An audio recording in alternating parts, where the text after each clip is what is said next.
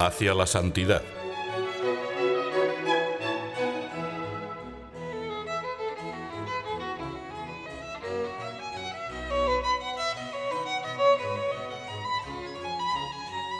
Nos quedamos removidos con una fuerte sacudida en el corazón al escuchar atentamente aquel grito de San Pablo. Esta es la voluntad de Dios, vuestra santificación.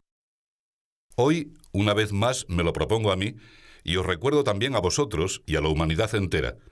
Esta es la voluntad de Dios, que seamos santos. Para pacificar las almas con auténtica paz, para transformar la tierra, para buscar en el mundo y a través de las cosas del mundo a Dios Señor nuestro, resulta indispensable la santidad personal. En mis charlas con gentes de tantos países y de los ambientes sociales más diversos, con frecuencia me preguntan: ¿y qué nos dice a los casados? ¿Qué a los que trabajamos en el campo? ¿Qué a las viudas? ¿Qué a los jóvenes? Respondo sistemáticamente que tengo un solo puchero. Y suelo puntualizar que Jesucristo, Señor nuestro, predicó la buena nueva para todos, sin distinción alguna. Un solo puchero y un solo alimento. Mi comida es hacer la voluntad del que me ha enviado y dar cumplimiento a su obra. A cada uno llama a la santidad, de cada uno pide amor, jóvenes y ancianos, solteros y casados, sanos y enfermos, cultos e ignorantes, trabajen donde trabajen, estén donde estén.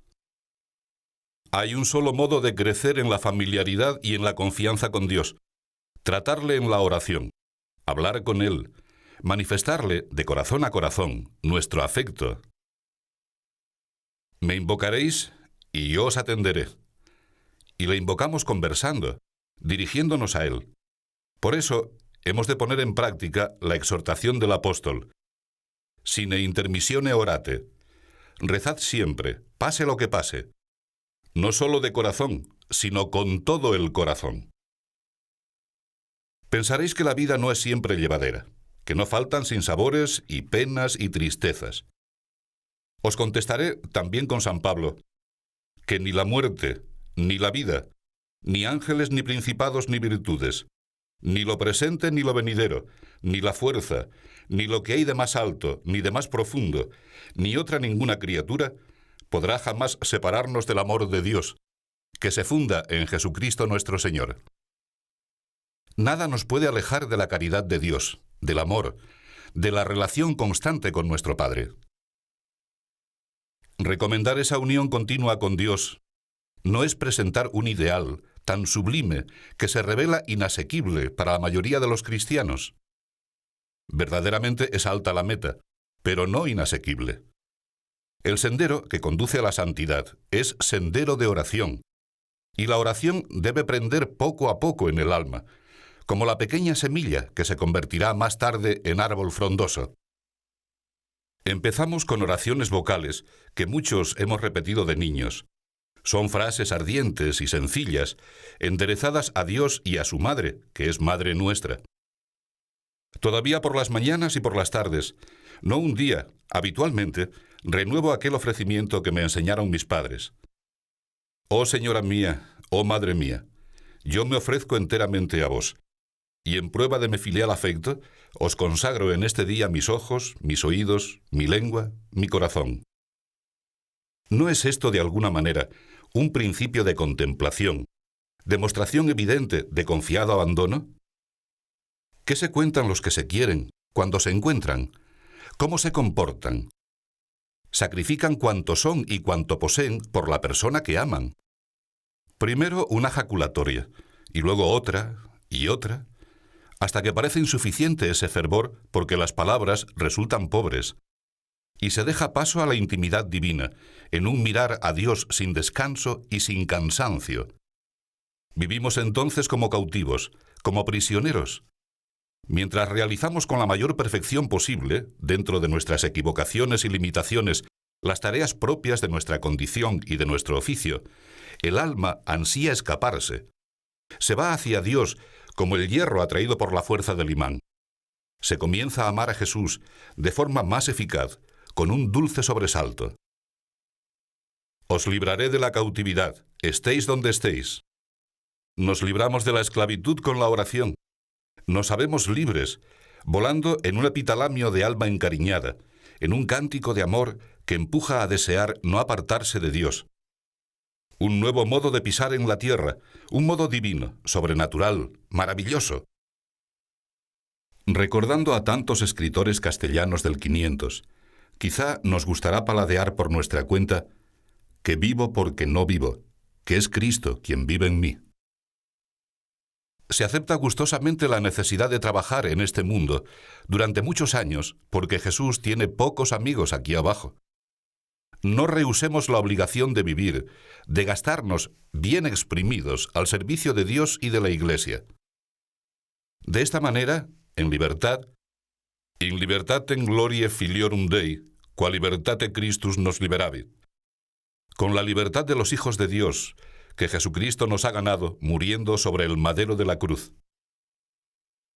Es posible que, ya desde el principio, se levanten nubarrones de polvo y que, a la vez, empleen los enemigos de nuestra santificación una tan vehemente y bien orquestada técnica de terrorismo psicológico, de abuso de poder, que arrastren en su absurda dirección incluso a quienes, durante mucho tiempo, mantenían otra conducta más lógica y recta. Y aunque su voz suene a campana rota, que no está fundida con buen metal y es bien diferente del silbido del pastor, rebajan la palabra, que es uno de los dones más preciosos que el hombre ha recibido de Dios, regalo bellísimo para manifestar altos pensamientos de amor y de amistad con el Señor y con sus criaturas, hasta hacer que se entienda por qué Santiago dice de la lengua que es un mundo entero de malicia. Tantos daños puede producir. Mentiras, denigraciones, deshonras, supercherías, insultos, susurraciones tortuosas. ¿Cómo podremos superar esos inconvenientes? ¿Cómo lograremos fortalecernos en aquella decisión que comienza a parecernos muy pesada? Inspirándonos en el modelo que nos muestra la Virgen Santísima, nuestra Madre. Una ruta muy amplia que necesariamente pasa a través de Jesús. Para acercarnos a Dios, hemos de emprender el camino justo, que es la humanidad santísima de Cristo. Por eso, aconsejo siempre la lectura de libros que narran la pasión del Señor. Esos escritos, llenos de sincera piedad, nos traen a la mente al Hijo de Dios, hombre como nosotros y Dios verdadero, que ama y que sufre en su carne por la redención del mundo. Fijaos en una de las devociones más arraigadas entre los cristianos, en el rezo del Santo Rosario. La Iglesia nos anima a la contemplación de los misterios, para que se grabe en nuestra cabeza y en nuestra imaginación, con el gozo, el dolor y la gloria de Santa María, el ejemplo pasmoso del Señor, en sus 30 años de oscuridad, en sus 3 años de predicación, en su pasión afrentosa y en su gloriosa resurrección. Seguir a Cristo, este es el secreto. Acompañarle tan de cerca que vivamos con Él como aquellos primeros 12. Tan de cerca que con Él nos identifiquemos. No tardaremos en afirmar, cuando no hayamos puesto obstáculos a la gracia, que nos hemos revestido de nuestro Señor Jesucristo. Se refleja el Señor en nuestra conducta, como en un espejo. Si el espejo es como debe ser, recogerá el semblante amabilísimo de nuestro Salvador sin desfigurarlo, sin caricaturas, y los demás tendrán la posibilidad de admirarlo, de seguirlo. En este esfuerzo por identificarse con Cristo, he distinguido como 4 escalones: buscarle, encontrarle, tratarle, amarle. Quizá comprendéis que estáis como en la primera etapa. Buscadlo con hambre, buscadlo en vosotros mismos con todas vuestras fuerzas. Si obráis con este empeño, me atrevo a garantizar que ya lo habéis encontrado, y que habéis comenzado a tratarlo y a amarlo, y a tener vuestra conversación en los cielos.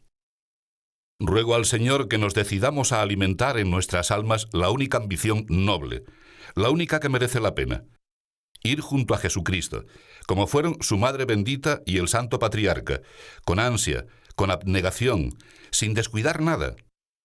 Participaremos en la dicha de la divina amistad, en un recogimiento interior, compatible con nuestros deberes profesionales y con los de ciudadano, y le agradeceremos la delicadeza y la claridad con que Él nos enseña a cumplir la voluntad del Padre nuestro que habita en los cielos. Pero no olvidéis que estar con Jesús es, seguramente, toparse con su cruz. Cuando nos abandonamos en las manos de Dios, es frecuente que Él permita que saboreemos el dolor, la soledad, las contradicciones, las calumnias, las difamaciones, las burlas, por dentro y por fuera, porque quiere conformarnos a su imagen y semejanza, y tolera también que nos llamen locos y que nos tomen por necios. Es la hora de amar la mortificación pasiva, que viene, oculta o descarada e insolente, cuando no la esperamos. Llegan a herir a las ovejas con las piedras que debieran tirarse contra los lobos. El seguidor de Cristo experimenta en su carne que quienes habrían de amarle se comportan con él de una manera que va de la desconfianza a la hostilidad, de la sospecha al odio. Le miran con recelo, como a mentiroso, porque no creen que pueda haber relación personal con Dios, vida interior. En cambio, con el ateo y con el indiferente, díscolos y desvergonzados de ordinario, se llenan de amabilidad y de comprensión. Y quizá el Señor permite que su discípulo se vea atacado con el arma que nunca es honrosa para el que la empuña, de las injurias personales. Con el uso de lugares comunes, fruto tendencioso y delictuoso de una propaganda masiva y mentirosa, porque estar dotados de buen gusto y de mesura no es cosa de todos. Quienes sostienen una teología incierta y una moral relajada, sin frenos, quienes practican, según su capricho personal, una liturgia dudosa, con una disciplina de hippies y un gobierno irresponsable, no es extraño que propaguen contra los que solo hablan de Jesucristo celotipias, sospechas, falsas denuncias, ofensas, maltratamientos, humillaciones, dicerías y vejaciones de todo género. Así esculpe Jesús las almas de los suyos, sin dejar de darles interiormente serenidad y gozo, porque entienden muy bien que, con 100 mentiras juntas, los demonios no son capaces de hacer una verdad. Y graba en sus vidas el convencimiento de que solo se encontrarán cómodos cuando se decidan a no serlo. Al admirar y al amar de veras la humanidad santísima de Jesús, descubriremos una a una sus llagas. Y en esos tiempos de purgación pasiva, penosos, fuertes, de lágrimas dulces y amargas que procuramos esconder, necesitaremos meternos dentro de cada una de aquellas santísimas heridas, para purificarnos, para gozarnos con esa sangre redentora, para fortalecernos. Acudiremos como las palomas que, al decir de la Escritura, se cobijan en los agujeros de las rocas a la hora de la tempestad. Nos ocultamos en ese refugio para hallar la intimidad de Cristo, y veremos que su modo de conversar es apacible y su rostro hermoso, porque los que conocen que su voz es suave y grata son los que recibieron la gracia del Evangelio que les hace decir: «Tú tienes palabras de vida eterna». No pensemos que en esta senda de la contemplación las pasiones se habrán acallado definitivamente. Nos engañaríamos si supusiéramos que el ansia de buscar a Cristo, la realidad de su encuentro y de su trato, y la dulzura de su amor nos transforman en personas impecables. Aunque no os falte experiencia, dejadme sin embargo que os lo recuerde. El enemigo de Dios y del hombre, Satanás, no se da por vencido, no descansa, y nos asedia incluso cuando el alma arde encendida en el amor a Dios. Sabe que entonces la caída es más difícil, pero que, si consigue que la criatura ofenda a su Señor, aunque sea en poco, podrá lanzar sobre aquella conciencia la grave tentación de la desesperanza.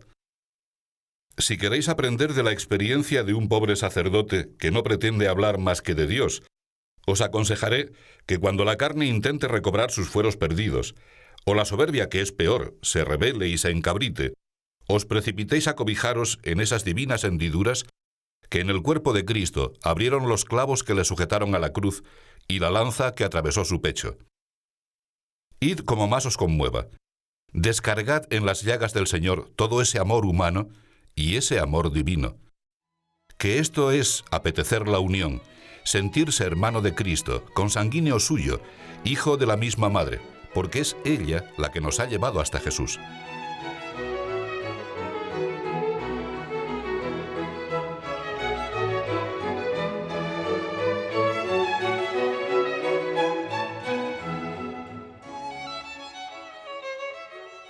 afán de adoración, ansias de desagravio con sosegada suavidad y con sufrimiento.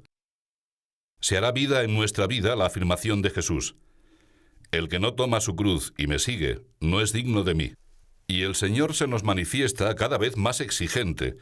Nos pide reparación y penitencia hasta empujarnos a experimentar el ferviente anhelo de querer vivir para Dios, clavado en la cruz juntamente con Cristo. Pero este tesoro lo guardamos en vasos de barro, frágil y quebradizo, para que se reconozca que la grandeza del poder que se advierte en nosotros es de Dios y no nuestra. Nos descubrimos acosados de toda suerte de tribulaciones, y no por eso perdemos el ánimo. Nos hallamos en grandes apuros, no desesperados o sin recursos. Somos perseguidos, no desamparados. Abatidos, pero no enteramente perdidos. Traemos siempre, representada en nuestro cuerpo, por todas partes, la mortificación de Jesús. Imaginamos que el Señor, además, no nos escucha, que andamos engañados, que solo se oye el monólogo de nuestra voz. Como sin apoyo sobre la tierra y abandonados del cielo nos encontramos. Sin embargo, es verdadero y práctico nuestro horror al pecado, aunque sea venial. Con la tozudez de la cananea, nos postramos rendidamente como ella, que le adoró implorando: Señor, socórreme. Desaparecerá la oscuridad, superada por la luz del amor. Es la hora de clamar: acuérdate de las promesas que me has hecho para llenarme de esperanza. Esto me consuela en mi nada y llena mi vivir de fortaleza. Nuestro Señor quiere que contemos con Él para todo. Vemos con evidencia que sin Él nada podemos, y que con Él podemos todas las cosas. Se confirma nuestra decisión de andar siempre en su presencia. Con la claridad de Dios en el entendimiento, que parece inactivo, nos resulta indudable que si el Creador cuida de todos, incluso de sus enemigos, ¿cuánto más cuidará de sus amigos? Nos convencemos de que no hay mal ni contradicción, que no vengan para bien. Así se asientan con más firmeza en nuestro espíritu la alegría y la paz que ningún motivo humano podrá arrancarnos, porque estas visitaciones siempre nos dejan algo suyo, algo divino. Alabaremos al Señor Dios nuestro, que ha efectuado en nosotros obras admirables, y comprenderemos que hemos sido creados con capacidad para poseer un infinito tesoro. Habíamos empezado con plegarias vocales, sencillas, encantadoras, que aprendimos en nuestra niñez y que no nos gustaría abandonar nunca. La oración, que comenzó con esa ingenuidad pueril, se desarrolla ahora en cauce ancho, manso y seguro, porque sigue el paso de la amistad con aquel que afirmó: Yo soy el camino. Si amamos a Cristo así, si con divino atrevimiento nos refugiamos en la abertura que la lanza dejó en su costado, se cumplirá la promesa del Maestro. Cualquiera que me ama, observará mi doctrina, y mi Padre le amará, y vendremos a él, y haremos mansión dentro de él. El corazón necesita, entonces, distinguir y adorar a cada una de las personas divinas. De algún modo, es un descubrimiento el que realiza el alma en la vida sobrenatural, como los de una criaturica que va abriendo los ojos a la existencia. Y se entretiene amorosamente con el Padre y con el Hijo y con el Espíritu Santo, y se somete fácilmente a la actividad del Paráclito vivificador, que se nos entrega sin merecerlo, los dones y las virtudes sobrenaturales. Hemos corrido como el ciervo que ansía las fuentes de las aguas, con sed rota la boca, con sequedad. Queremos beber en ese manantial de agua viva, sin rarezas. A lo largo del día nos movemos en ese abundante y claro venero de frescas linfas que saltan hasta la vida eterna. Sobran las palabras porque la lengua no logra expresarse. Ya el entendimiento se aquieta. No se discurre, se mira, y el alma rompe otra vez a cantar con cantar nuevo, porque se siente y se sabe también mirada amorosamente por Dios a todas horas. No me refiero a situaciones extraordinarias.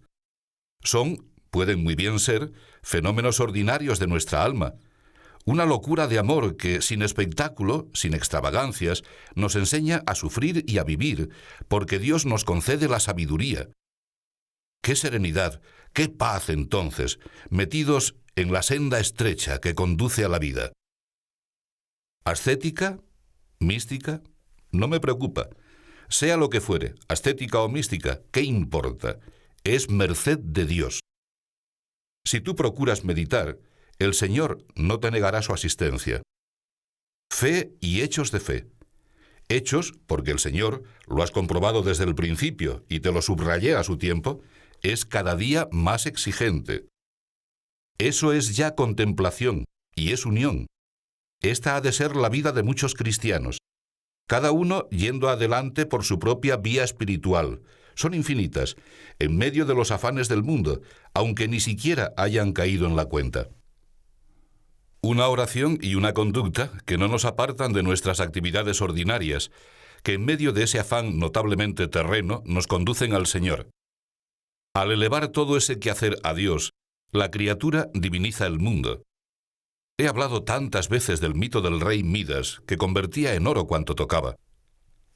En oro de méritos sobrenaturales podemos convertir todo lo que tocamos, a pesar de nuestros personales errores. Así actúa nuestro Dios. Cuando aquel hijo regresa, después de haber gastado su dinero viviendo mal, después, sobre todo, de haberse olvidado de su padre, el padre dice: «Presto, traed aquí el vestido más precioso, y ponédselo. Colocadle un anillo en el dedo, calzadle las sandalias, y tomad un ternero cebado, matadlo, y comamos y celebremos un banquete». Nuestro Padre Dios, cuando acudimos a Él con arrepentimiento, saca de nuestra miseria riqueza, de nuestra debilidad fortaleza. ¿Qué nos preparará si no lo abandonamos, si lo frecuentamos cada día, si le dirigimos palabras de cariño, confirmado con nuestras acciones, si le pedimos todo, confiados en su omnipotencia y en su misericordia?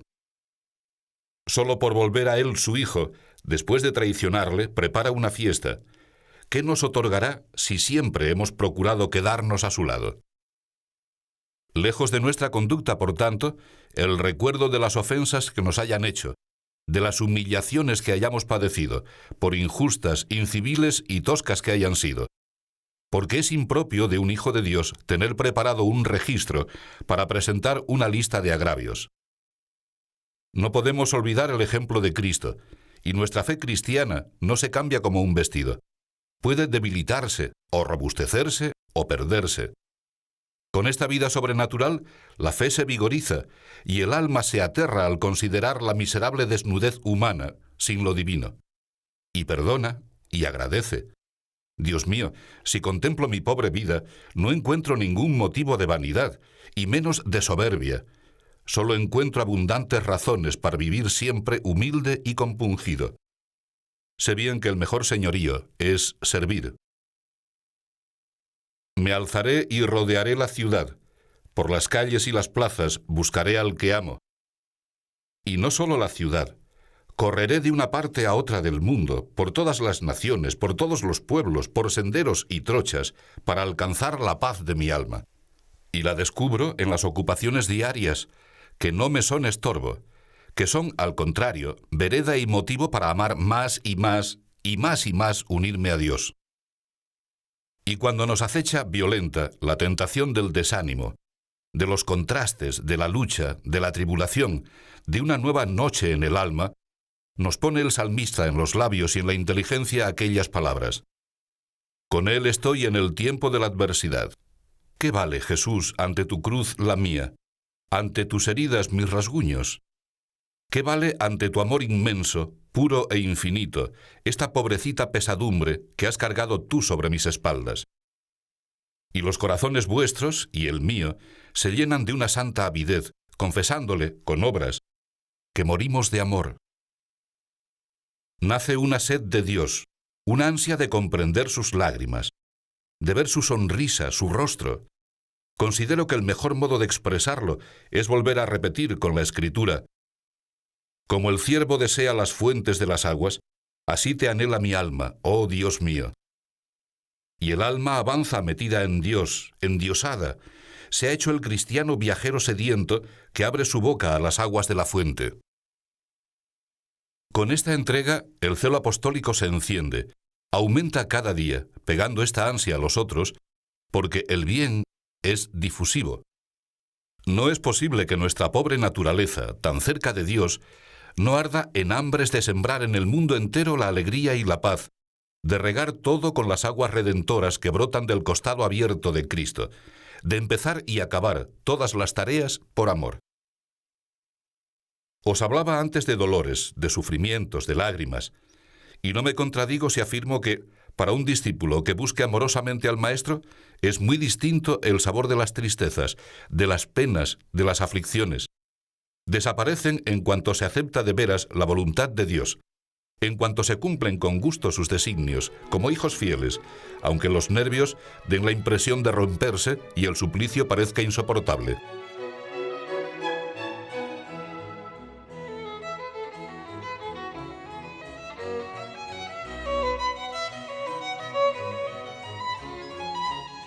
Me interesa confirmar de nuevo que no me refiero a un modo extraordinario de vivir cristianamente, que cada uno de nosotros medite en lo que Dios ha realizado por él y en cómo ha correspondido. Si somos valientes en este examen personal, percibiremos lo que todavía nos falta. Ayer me conmovía oyendo de un catecúmeno japonés que enseñaba el catecismo a otros que aún no conocían a Cristo, y me avergonzaba. Necesitamos más fe, y con la fe, la contemplación. Repasad con calma aquella divina advertencia que llena el alma de inquietud y al mismo tiempo le trae sabores de panal y de miel. Redemite et vocabite nomine tuo, meus es tu. Te he redimido y te he llamado por tu nombre, eres mío. No robemos a Dios lo que es suyo.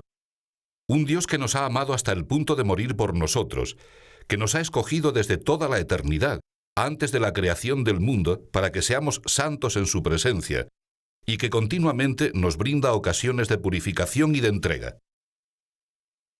Por si aún tuviésemos alguna duda, recibimos otra prueba de sus labios. No me habéis elegido vosotros, sino que os he elegido yo, para que vayáis lejos y deis fruto, y permanezca abundante ese fruto de vuestro trabajo de almas contemplativas. Luego, fe sobrenatural. Cuando la fe flojea, el hombre tiende a figurarse a Dios como si estuviera lejano, sin que apenas se preocupe de sus hijos. Piensa en la religión como en algo yuxtapuesto para cuando no queda otro remedio. Espera, no se explica con qué fundamento, manifestaciones aparatosas, sucesos insólitos. Cuando la fe vibra en el alma, se descubre, en cambio, que los pasos del cristiano no se separan de la misma vida humana corriente y habitual, y que esta santidad grande, que Dios nos reclama, se encierra aquí y ahora en las cosas pequeñas de cada jornada. Me gusta hablar de camino porque somos viadores, nos dirigimos a la casa del cielo, a nuestra patria. Pero mirad que un camino, aunque puede presentar trechos de especiales dificultades, aunque nos haga vadear alguna vez un río o cruzar un pequeño bosque casi impenetrable, habitualmente es algo corriente, sin sorpresas. El peligro es la rutina. Imaginar que en esto, en lo de cada instante, no está Dios porque es tan sencillo, tan ordinario. Iban aquellos dos discípulos hacia Emaús. Su paso era normal, como el de tantos otros que transitaban por aquel paraje. Y allí, con naturalidad, se les aparece Jesús y anda con ellos, con una conversación que disminuye la fatiga. Me imagino la escena, ya bien entrada la tarde. Sopla una brisa suave. Alrededor, campos sembrados de trigo ya crecido y los olivos viejos, con las ramas plateadas por la luz tibia. Jesús en el camino. Señor, qué grande eres siempre. Pero me conmueves cuando te allanas a seguirnos, a buscarnos en nuestro ajetreo diario.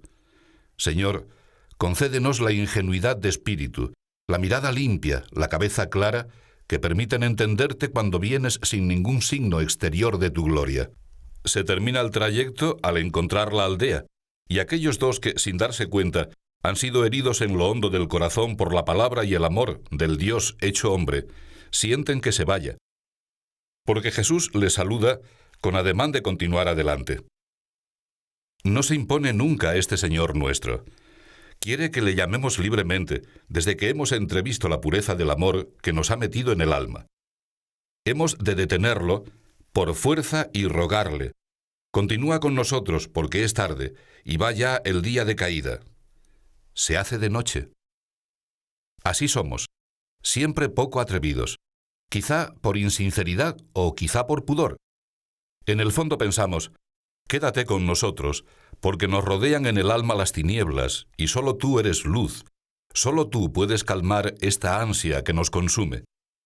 Porque entre las cosas hermosas, honestas, no ignoramos cuál es la primera: poseer siempre a Dios. Y Jesús se queda. Se abren nuestros ojos como los de Cleofás y su compañero cuando Cristo parte el pan.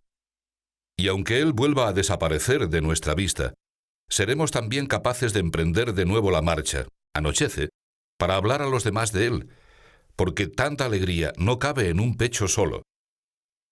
Camino de Emaús. Nuestro Dios ha llenado de dulzura este nombre. Y Emaús es el mundo entero, porque el Señor ha abierto los caminos divinos de la tierra. Pido al Señor que durante nuestra permanencia en este suelo de aquí, no nos apartemos nunca del caminante divino. Para esto, aumentemos también nuestra amistad con los santos ángeles custodios. Todos necesitamos mucha compañía, compañía del cielo y de la tierra. Sed devotos de los santos ángeles. Es muy humana la amistad, pero también es muy divina, como la vida nuestra, que es divina y humana. ¿Os acordáis de lo que dice el Señor? Ya no os llamo siervos, sino amigos. Nos enseña a tener confianza con los amigos de Dios que moran ya en el cielo, y con las criaturas que con nosotros conviven, también con las que parecen apartadas del Señor, para traerlas al buen sendero. Terminaré repitiendo con San Pablo a los colosenses: no cesamos de orar por vosotros y de pedir a Dios que alcancéis pleno conocimiento de su voluntad, con toda sabiduría e inteligencia espiritual. Sabiduría que proporciona la oración, la contemplación, la efusión del Paráclito en el alma, a fin de que sigáis una conducta digna de Dios, agradándole en todo, produciendo frutos de toda especie de obras buenas y adelantando en la ciencia de Dios, corroborados en toda suerte de fortaleza por el poder de su gracia, para tener siempre una perfecta paciencia y longanimidad acompañada de alegría, dando gracias a Dios Padre, que nos ha hecho dignos de participar de la suerte de los santos, iluminándonos con su luz, que nos ha arrebatado del poder de las tinieblas y nos ha trasladado al reino de su Hijo muy amado. Que la Madre de Dios y Madre nuestra nos proteja, con el fin de que cada uno de nosotros pueda servir a la Iglesia en la plenitud de la fe, con los dones del Espíritu Santo y con la vida contemplativa. Cada uno realizando los deberes personales que le son propios, cada uno en su oficio y profesión y en el cumplimiento de las obligaciones de su estado, honre gozosamente al Señor. Amad a la Iglesia, servidla con la alegría consciente de quien ha sabido decidirse a ese servicio por amor. Y si viésemos que algunos andan sin esperanza, como los dos de Emaús, acerquémonos con fe, no en nombre propio, sino en nombre de Cristo, para asegurarles que la promesa de Jesús no puede fallar, que Él vela por su esposa siempre, que no la abandona, que pasarán las tinieblas porque somos hijos de la luz, y estamos llamados a una vida perdurable. Y Dios enjugará de sus ojos todas las lágrimas. No habrá ya muerte, ni llanto, ni alarido. No habrá más dolor, porque las cosas de antes son pasadas. Y dijo el que estaba sentado en el solio: He aquí que renuevo todo. Y me indicó: Escribe, porque todas estas palabras son dignísimas de fe y verdaderas. Y añadió: Esto es un hecho. Yo soy el Alfa y la Omega, el principio y el fin. Al sediento le daré de beber graciosamente de la fuente del agua de la vida. El que venciere poseerá todas estas cosas, y yo seré su Dios, y él será mi hijo.